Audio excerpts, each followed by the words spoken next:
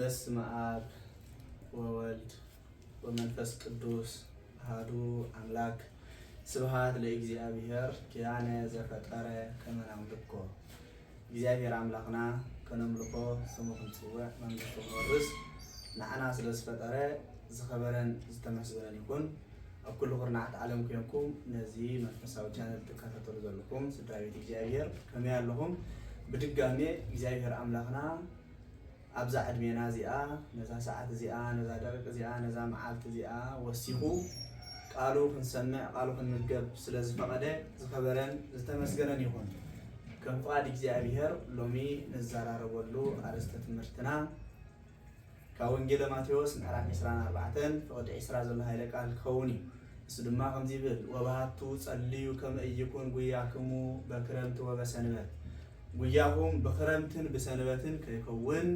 ተጊሁም ጸልዩ ይብል ማለት እዩ ስለ ቃላቱ እግዚአብሔር አምላክና ዝኸበረን ዝተመስገነን ይኹን እዛ ሃይለ ቃል እዚ ዝተመርጸሉ መገዲ ዘለናዮ ወቅቲ ክረምቲ ስለ ዝኾነ እዩ ቅድስት ቤተ ክርስቲያንና ካብ ካልኦት ቤተ እምነት ፍልይ ዘብላ ነገር ሓደ ኣሎ ክበሃል እንተረኣ ኮይኑ ንሱ እንታይ እዩ ስም እግዚአብሔር አምላክ በብወቅቲ እንዳፈላለየ በብወቅቲ ምስቲ ወቅቲ ዘራኽብ ናይ እግዚአብሔር ምሕረትን እቲ ወቅትን ዘራኽብ ናይ እግዚአብሔር ፈጣሪነትን ናይ እግዚአብሔር ሓላውነትን እቲ ወቅትን እንዳራኸበት ተመስግን ብምዃና ስም እግዚአብሔር አምላክ ትጽውዕ ብምዃና አምልኾትህ ብምዃና እዩ ማለት እዩ ስለዚ እዚ ወቅቲ ሒዝናያ ዘለና ካብ ሰኔ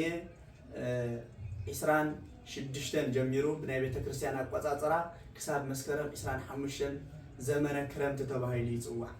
ኩሉ ኣብ ቤተ ክርስቲያን ዝወሃብ አገልግሎት ድማ ኣብ ቤተ ክርስቲያን ዝቅወም መዝሙር ኣብ ቤተ ክርስቲያን ዝስበኽ ምስባኽ ኣብ ቤተ ክርስቲያን ዝቅደስ ቅዳሴ ኩሉ ስለ ክረምቲ እንዳነገረ ስለ ክረምቲ እንዳራቀቀ ዝግልገል አገልግሎት ማለት እዩ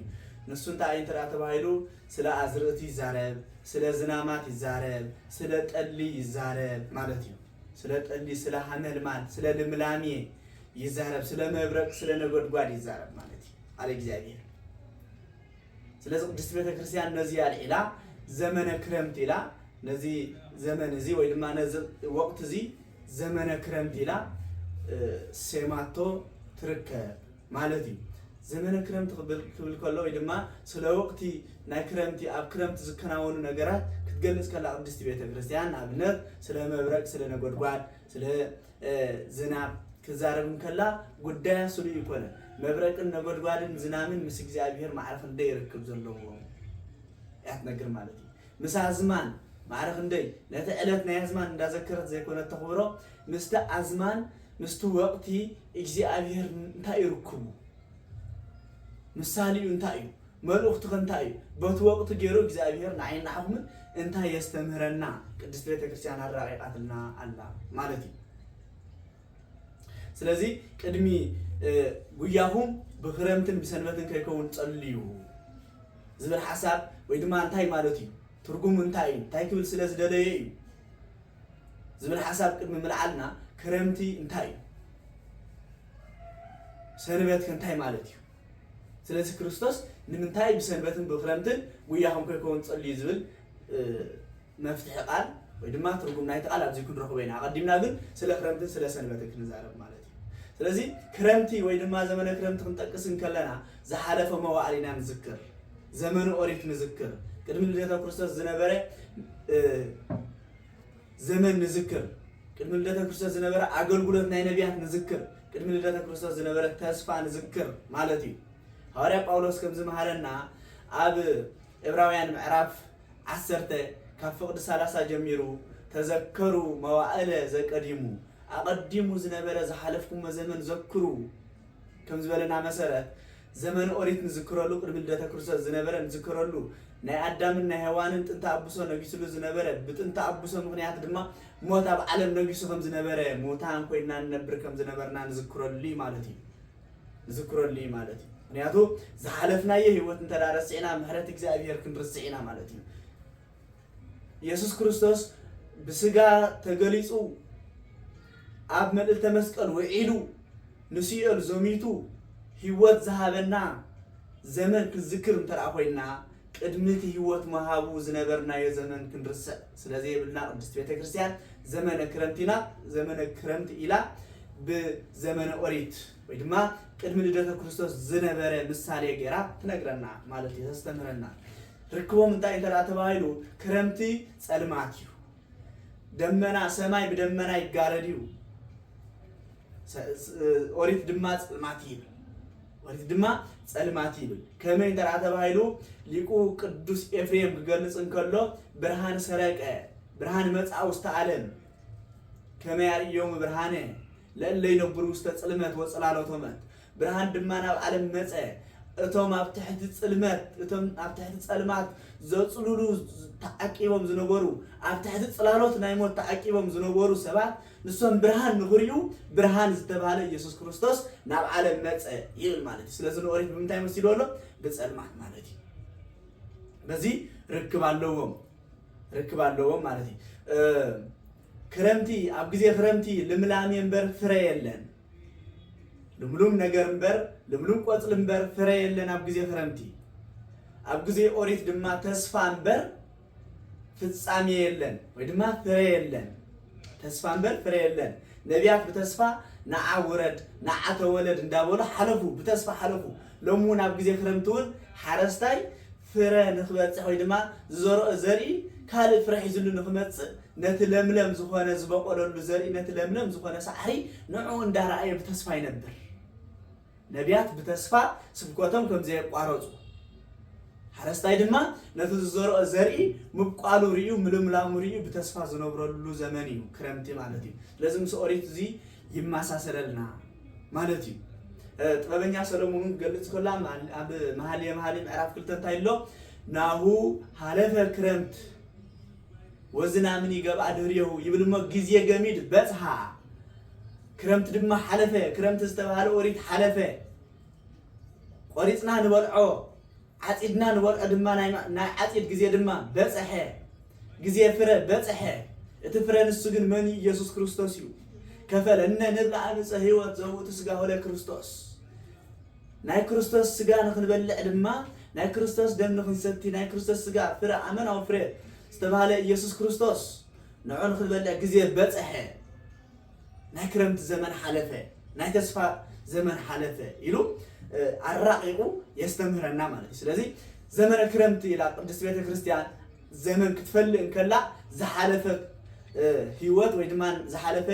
ናይ ነቢያት ተስፋን ዝሓለፈ ናይ ኦሪት ዘመንን ንዝክረሉ ዘመን እዩ ማለት እዩ ከምኡውን ክረምቲ ኢልና ክንዝክር እንከለና ምጽኣት ክርስቶስ ንዝክረሉ ዘመን እዩ ምጽኣት ክርስቶስ ንዝክረሉ ዘመን እዩ ማለት እዩ ክረምቲ መፍርሒ እዩ ነዚኦም እኮ ኣቦታትና እውን እንታይ ይብሉ ከመይ ውዒልካ ከመይ ሓዲርካ ከመይ ቀኒኻ ምስ በሉ ነዊሕ ተራጊሮም ተዘይተራኺቦም እንታይ ዝብሉ ከመይ ከሪምካ ወይ ድማ ከመይ ከሪምኩም እዮም ዝብሉ ስለምንታይ ክረምቲ ኣዝዩ መፍርሒ እዩ ክረምቲ ፈታኒ እዩ ብጥሜት ፍትነካ እዩ ብናብራ ፍትነካ እዩ እቲ ዝነበረ ምስ ተወድአ እቲ ብሕጂ ዝኣቱ ከዓ ተስፋ ጌርካሉ ንፀናሕኻ እቲ ብሕጂ ዝኣትወሉ ግዜ ኣይበፅሕን እቲ ዝነበረ ኣብ ገዛኻ ድማ ኣውፂኻዮ ወዲእኻዮ ዘለኻ ኣዝዩ መፍርሒ ክረምቲ ምጽኣት ክርስቶስ ድማ እንታይ መፍርሒ እዩ ማለት እዩ ምጽኣት ክርስቶስ መፍርሒ እዩ ነዚ ልበ ኣምላክ ዳዊት ገልጽ እንከሎ እግዚአብሔር ሰጋደ ይመጽእ ወአምላክነሂ እያረምም እሳት ይነድድ ቅድሜሁ እግዚአብሔር ግን ብግልጽ ክመጽእ ከለ ግን ስቃይ ብልን እዩ እሳት ድማ ኣብ ቅድሚኡ ክነድድ እዩ ማለት ፍርዲ ኣብ ቅድሚኡ ሒዙ ክመጽእ ማለት እዩ ስለዚ ናብ ፍርዲ ናይ ዘመን ፍርዲ ስለዝኾነ ወይ ድማ ናይ ፍርዲ ግዜ ስለዝኾነ ኣዝዩ መፍርሒ እዩ ክረምቲ እውን መፍርሒ እዩ ኣብ ግዜ ክረምቲ ነጎድጓድ ኣሎ መብረቕ ኣሎ መብረቕ ኣዝዩ መፍርሒ እዩ ምጽኣት እውን ኣዝዩ የፍርሕ እዩ ነዚ ክገልጽ እውን ቅዱስ ያሬድ እንታይ ኢሉ ኣሎ ከመ እንተ መብረቅ ዘይወፅእ ምጽባህ ወያስተርኢ እስከ ነዓረብ ኢሉ ከማሁ ምጽኣት ወለወልደ እጓለ እመሕያው ናይ ወዲ ሰብ ናይ ኢየሱስ ክርስቶስ ዳግማይ ምጽኣት ከምቲ መብረቕ ካብ ምብራቕ ናብ ምዕራብ መስ ክብል እንከሎ ዘፍርሕ ንሱ እውን ናይ ኢየሱስ ክርስቶስ ምጽኣት እውን ከምኡ ይብል ማለት እዩ ምጽኣት የፍርሕ ክረምቲ እውን የፍርሕ مالتي لذا أب جزية كلام تقوم كله مسعات كريستوس نذكرون ليو ناي كريستوس مسعات نذكرون ليو مالتي نزيو يعقوب زسور كنجرن كله سلام مسعات كحسبن كله أنس أفرح سلسته جبراته أنا جن سلسته نجر فرح الله خذله قدامي ساعة نفس مسجع قداميتي نفسي كاب سجعت في اللين كلا فرح بله كاله يتون وكاله إتا قويم قدم إجزاء أبيهر إتا خاله يتدمع قدم إجزاء أبيهر مقام تفرحن بله بحق يفرحيو لبا أملاك داوود والنزي قلسن كله أو إجزاء أمني تتعقب هاتي أتمنى قوم قدميك أو قويتها حتياتنا أنت لا تتوقع نيركاس أبكر ميخاز قوم منيو أبكر ميخاز قوم باباس ديو أبكر ميخاز قوم كهن ديو أبكر ميخاز قوم مهر ديو أبكر ميخاز قوم دياقون ديو أبكر ميخاز قوم مأمن ديو هلو يلن كل سبقوا بحتياتنا ولا شوي نقرقل إجزاء كل جزء نحروتو سلازب زحلنا ناتنا ودكس سلازيدلي ناتنا مملاس سلازيدلي مسابس أنا مسحاتياتنا نكلنا سلق قالو كنزارب سلق قالو كنحسب قالو سمعنا قالو تمجبنا دما كم تنس زدلينا نكون كون صبينا له مالتي لذي أكل إجزاء مقام يفرحني بلا يقول السرق مالتي يفرحيها هنياتو أبيك وني يقومني أو إنجيل ماتيوس معك سران حمشن كمبريان كلنا نا يسوع كريستوس فرد يسوع كريستوس فرد كما تصن كله كلتا نجر بحد وجن حدا فقمت مخاني نجرنا مالتي ويا قوم أباجا أبيمان وأتعالي بتسقامو أتعال بتسقام خقوميو أباجي عندما بيمانو خقوميو يبل أتونا أتعال استبارة ويدما تما أتعال استبارة ده نهات عن مساريو أتوما أباجي عندما نهات عن مساريو ميلي نجرنا أب تسقام زقوم لهم مغنيات دما أمير دابلي أهم يهم سميدا استيهم من يهم إلو شديش لك على طول جيران فتسمكم من إلو بتسقام كأممي نتيم كان عز فتسم بيمان كأممي يبلو ما أمود داتان تاي كبلوميو رهاقو من نير جمان أتوم رجومات كباير حقو تبلكال كسمو عميبل نتوم بيمان زق أمدما نور كانوا لا أوي تراسو من قست سمايا زجلو لكم ممكن ما يتفتر عالم نابوي بروخات زخونكم نعنا باي قدم عالم قدم مفتعراس تدلوت لكم محدري علامو خبلي سلازي نزن كل تقال زين كابزن كل تقال زين أيني تكون سمع بيوم كون يقومني بتسقام ده يقومني خون بيمان يقومني خون يلو يعقوب زسركم زفرحو ينقر أكل مجزابير مقام كل يفرحيو يترفع أكل مجزابير مقام أكل مبعال سلطان نايز مدراو سلطان زلو وسب مقام كو يفرح مأمنا يفرح كو مأمنا سق قبل كل مجزابير قل سق مبالو كابت درجانا مدراو نقص أوريدنا يلنا مالتي رهنا مجزابير كأوريدنا يلنا مالتي لذا أكل مجزابير مقام يفرح انتهي كون يبلني نفس ناب جهنم إسعاد رقي دبلن نخونس ناب جنة من قصة سميات كي دبلن نخون محدر يسيل دخونس محدر يي جنة يخون بس أقام ده يقومن يخونس بيمان يقومن يخون سلازي يفرحيو سالس عيد ما انتايبل وسالستا ساعة فتل عيلي أبجز أرسي فردخ وردن كله نايكزي أبير فردي أبجز أرسي وردن كله زيون يفرحيو ناكرم تمثالي مات زيون يفرحيو كما يجري زفرح انت رأت بايلو ناي مدراو سب فردي كما عيش غديو انت رأت عميس الله يقباي لكا نزملكو تأكل حديثك عما حيش اللي كتبل تغليخا عغمية بالليل عما حيش اللي كتبل تغليخا مدراو فردي سمايا وفردقن من محياش يقولون اسمع انت تفرديو لو كل بكما مقبارو نسخاقن كله كم تكبار بتفرد أخذ بالسلاسل أنا مالتي سلازي نحن قلنا كم يجرنا إنا سماع وفردنا نمحش انت لا تباهلو لما إتميتكمو سيفوي مله انت زي تمليسكم جن فردوخ مززيو يبل زمراي داوي تزي تمليسنا كابا بسانات زي تمليسنا أكد مجزاء بير قرأت حديثنا بنصحي وتزي تمالاليسنا نفتح الدليل نازل له مع عدة زي قريبنا بدلنا أبسانا نكتب مجزابير سجانا أطرينا نفسنا أطرينا نكتب مجزابير تزيد قريبنا فرد سماء وفرد عين محشني مو ያዕቆብ ዘስሩግ ፍርዳ አብሮሰ ኮርት ከሎ የፍርሐኒዩ በለ ስለዚህ ዘመነ ክረምት ከም ዘፍርሕ እዛ ክረምት እዚኣ ከመልና ንወፃ ሆናይሉ ከመልና ንወፃ ንኸውን ኢሉ ሰብ ከም ዝፈርሕ ምጽአት ክርስቶስ ድማ የፍርሑ ነዚ ይምሰል ማለት እዩ በሐበሽኡ ክረምት ኢልና ክንዛረብ እንከለና ትርጉም በመጽሐፍ ቅዱስ ኣለዎ ክረምት ኢልና ክንዛረብ ከለና ንዓመታት ናይ ዕለታት መቁፀሪ ይኸውን እዩ ክረምት ክንብል ከለና ወቅት ይውን ማለት እዩ ስለዚህ ለማዓት ኢልና ዘለና ትምህርቱን ነቲ ወቅት ዝምልከት ስለዝኾነ እዩ ማለት እዩ ስለ ዓመታት ገልጽ እንከሎ ዘማራይ ዳዊት ኣብ መዝሙር 89 ፍቅዲ 10 ከምዚ ኢልና ኣሎ ወመዋዕለ ዓመት ይነኒ ሰብአ ክራማት ናይ ዓመትና ናይ ወድሰብ ዘመን ወይ ድማ ናይ ወድሰብ ዕድመ ግን ሰብዓ እየን ይልናል ስለዚህ ክረምት ዝብል ንምንታይ ይውክላሎ ንዕድመ ይውክላሎ ማለት እዩ ንዘመን ድማ ንወቅት ድማ ዘመነ ክረምት ኢሎም ሊቃውንት ቤተክርስቲያን አቀሚጦምልና ኣለዉ እምበር ዘመነ ክረምት ነዚ የስተምህረና ማለት እዩ መጀመርያ ዝሓለፈ ህይወት ዘመነ ፍዳ ዘመነ ኩነኔ ዝነበረ ቅድም ልደተ ክርስቶስ ዝነበረ ዘመን የስተምህረና ንዑ ክንዝክር ከለና ምህረት ክርስቶስ ንዝክረሉ ማለት እዩ ከምኡውን ምጽአት ናይ ክርስቶስ ክርስቶስ ክመጽእ ምዃኑ ንሐዋርያት በዓሉ ዘስተማሃሮም ቃል ኣሎ ካይበ እመጽእ ወእነስአክሙ ዳግማይ መጽእ ክወስደኩም ዝብል ቃል ንሐዋርያት ዝተዋህበ ሎሙ ድማ ኣብቲ ሐዋርያት ዝተሃነጽና ክርስቲያናውያን በ480 ውልድ እግዚአብሔር ዝረከብና ኣብ ቅድስት ቤተክርስቲያን ኣብ ስብከት ናይ ሐዋርያት ጸኒዕና ንጸናሕናውን እዚ ቦታ እዚ ንዓና ተዳሊልና ዘሎ እዩ ማለት እዩ ንዓና ተዳሊልና ዘሎ ናይ ሐዋርያት ቦታ ንዓና ተዋሂብና ኣሎ ማለት እዩ ስለዚ ክርስቶስ ክመጽእ ምዃኑ ንዝክረሉ እዩ ምጽአት ናይ ክርስቶስ ንሓስበሉ እዩ ክረምት ማለት እዩ ከምኡውን ሰንበት ክንርኢ ከለና በኻልኣይ ደረጃ ክረምትን ሰንበትን ስለዝኾነ ሎ ማረስትና ሰንበት ማለት ዕረፍቲ ማለት እዩ አነ ውእቱ እግዚእ አለ ሰንበት ከም ዝበለ ጎይታ አነ ናይ ሰንበት ጎይታ ይብል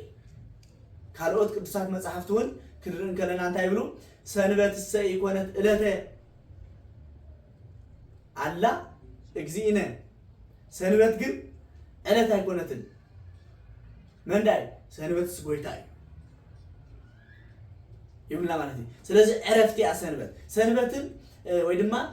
ሰንበትን ጎይታ እንታይ ይርክቦም ተባሂሉ ኣብ ወንጌል ማቴዎስ ምዕራፍ 11 ጎይታ ጽቡቕ ገይሩ ነጊርና ኣሎ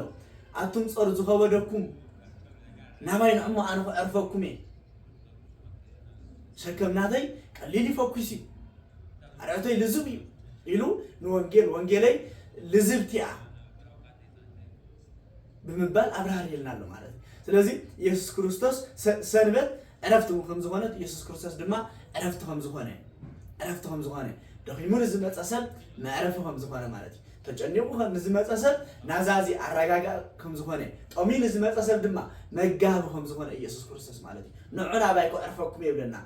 ካብ ድኻመ ስጋ ዘዕርፈና ካብ ድኻመ ነፍሲ ዘዕርፈና ኢየሱስ ክርስቶስ እዩ ካብ ጥሜትና ዘዕርፈና ኢየሱስ ክርስቶስ እዩ ኩሉ ግዜ ተዳልዩ ብማዕዲ ተዳልዩ ከም ዝተዳለወ ማዕዲ ንዑና ባይ ንዑ ተመገቡ ዝብለና ኢየሱስ ክርስቶስ ማለት እዩ ስለዚህ ሰንበት ማለት ዕረፍት ማለት እዩ ስለዚህ እንታይ ዝብለና ዘሎ ኢየሱስ ክርስቶስ ዝቃል ዝተዛረበ ባዕሉ ኣብ መዋዕለ ስጋውነትን ሐዋርያት ዝተማሃሮም ንሐዋርያት ዝነገሮም ቃል እዩ ነገረ ምጽአቱ ከስተምህሮም እንከሎ ጉያኹም ኣብቲ መወዳእታ ግዜ ብክረምትን ብሰንበትን ከይከውን ተጊኹም ጸልዩ ይብል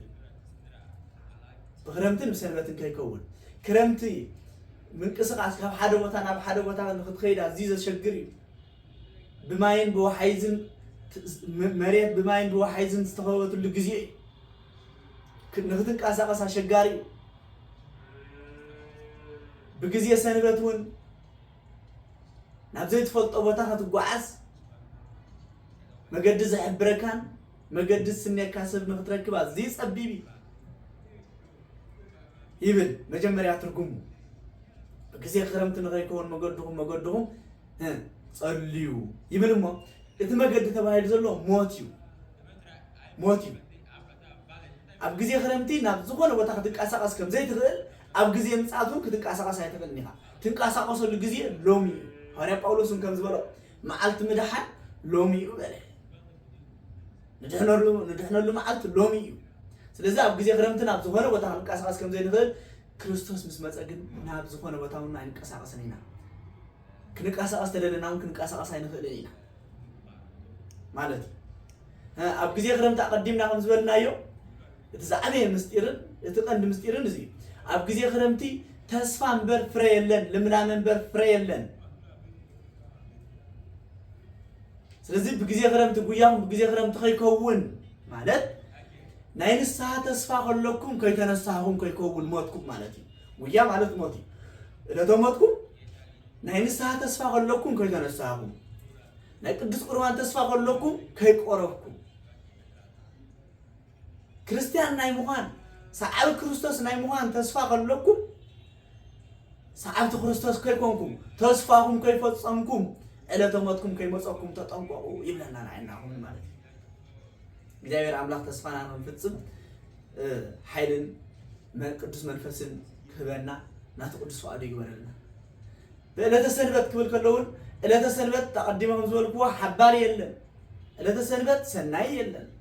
ስለምንታይ ናይ ዕረፍቲ መዓልቲ እሞ ናይ ዕረፍቲ መዓልቲ እሞ በኋላይ ደረጃ ከዓ ዕለተ ሰንበት ናይ ዕረፍቲ መዓልቲ እሞ ኣብቲ ናይ ዕረፍቲ ግዜ ጉያኹም ሽዑ ይከውን ማለት ካብ ንስሓ ህይወት ይዕሪፍካ ስቕ ምባል ካብ ቅዱስ ቁርባን ህይወት ኣቋሪፅካ ኾፍ ምባል ካብ ናይ ንስሓ ህይወት ኣቋሪፅካ ኾፍ ምባል ካብ ሰናይ ተግባር ምግባር ይዕሪፍካ ኾፍ ኢልካ እንከለኻ ዕለተ ሞትካ ከይመፅእ ጉያኻ ብሰንበት ከይከውን ማለት ኣብ ናይ ዕረፍቲ ግዜ ይዕሪፍካ ክንስኻ ሞት ከይትመፀካ ሞት ተበገስ ስራሕ ማለት መንፈሳዊ ህይወት ዕየ መንፈሳዊ ህይወት ኣበርትዕ ንስሓ ህይወት ጀምር ናይ ቁርባን ግዜ ጀምር ማለት بعبيو بقلة السنبت كي يكون وياهم مالت قلة السنبت كابتم زي حالف فطورات حنتيا حمش تنجر زي حالف له كله حالف في مسعد كريستوس حمش تنجر جني حالفني كابتم حمش تنجر كقلة السنبت يا نصوم لما ود سبع حالفني ملائكتي حالفني جهنم ساعات يتحالفني جنة منكس سماعات يتحالفني حمش يدلما سنبت يتحالفني مالتي ስለዚህ በዕለተ ሰንበት ከይኮን ጉያኻ ማለት ኢየሱስ ክርስቶስ ዝመጽ الله ሰንበት ያ ኢየሱስ ክርስቶስ መዓስ ከም ዝመጽ አይፍለጥኒ ዕለቱ ሰለ እግዚአብሔር ግብተ ትመጽ ከመሰራቂ ይብል መጽሐፍ ቅዱስ ናይ እግዚአብሔር ዕለት መዓስ ከም ዝመጽ ወይ ድማ ምጽአት ክርስቶስ ምንም እኮ ዝፈልጣ ያለን ይብል መዓስ ከም ዝመጽ ከም ሰራቂ ሃንደበት ናብ ገዛ ከም ዝመጽ ዕለት እግዚአብሔር ድማ ሃንደበት ያትመጽ ይብል ነገር ግን ሰንበት ምዃና ቅዱሳት መጽሐፍ ተነገሪ ብሊቃውንት ተነገሪ ዘመነ ዮሐንስ ምዃኑ ተነገሪ ነገር ግን ክንደይ ዘመነ ዮሐንስ ይዘሎ ክንደይ ከሰንበት አለው አያኔት ሰንበት ምዃና ግን አይፈልጣኒና ስለዚህ ሁሉ ሓልፍ እዩ ሰንበት ግን አይተሓልፍንያ ሻዕ መዓልቲ ኢየሱስ ክርስቶስ ፍርዲ ዝቀርበላ ዕለት ያሞ ድሕሪ ሰንበት ከ ዝቁፀር ኣዝማን የለን ድሕሪ ፍርዲ ዝቁፀር ኣዝማን የለን ኣብ ገነት መንግስተ ሰማያት ኣብ መንግስተ ሰማያት ምስኣተኻ ብርሃን ኮይኑ ዝነብር ሰንበት ነይሩሞ ለይቲ ኮይኑ ናብ ሶኒ ኣይወግሕኒ ሰንበት ዘለዓለም እያ ትነብርሞ ስለዚ በዕለተ ሰንበት ጉያኹም ከይከውን ማለት ብግዜ ምጽአት ጉያኹም ከይከውን ብግዜ ምጽአት ዝጎየዩ ከሎ ኢየሱስ ክርስቶስ መጽላ ወንጌል ማቴዎስ ምዕራፍ 25 መርዓው ክቅበል ኣይለን ተን 5 ኣያሹን ተን 5 ለባማትን مرعون مقبال كربامو بأكار سجل تراي مرعون مقبال لنزمتا نمرعو زخون كنديل المبرهات نزطفا أجل تكورا خلوا أنا ندر مالتي تمرعو زمتا شبر بر كبر خلوا أخويا ندهري تندق ميتين ندرقو تاريخ نقرنا نقوله سلزي بقلة سنبت زقوي لك أهم تنحمش ترى نقل مرعو زمتا لا على زقويين مرعو بلا زيك على ኣብ ግዜ ምጽአት ድማ ክትንሳሕ ተበልካ ናይ ንሳሕ ግዜ ይኮነን ክትምለስ ተበልካ ናይ ምምላስ ግዜ ይኮነን ክትቆርብ ተበልካ ናይ ቁርባን ግዜ ይኮነን ክርስቲያን ክትከውን ተበልካ ናይ ክርስቲያን ትኾነሉ ግዜ ይኮነን ሎሚ እዩ ለዚ በዕለተ ሰንበት ጉያኹም ከይከውን